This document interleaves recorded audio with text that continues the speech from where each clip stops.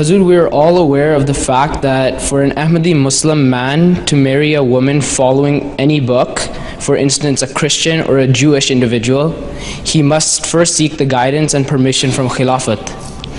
This is why my question is regarding Islam in general. We know that a Muslim man can marry a Christian or a Jewish woman, but why is it that a Muslim woman cannot marry a Christian or Jewish man? A friend of mine raised this allegation and claimed this is inequality. How do you suggest I respond? बात ये है कि inequality इसलिए जो you can marry a girl who is not Muslim, right? So she will live under your influence.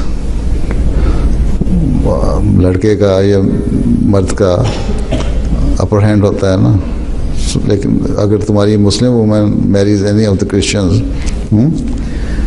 She will be influenced bye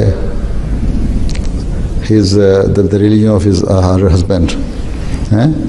so this is why Islam says कि क्योंकि औरत can not resist, ठीक है, इसलिए इस पे she is not permitted to marry a man who is not of her religion, right?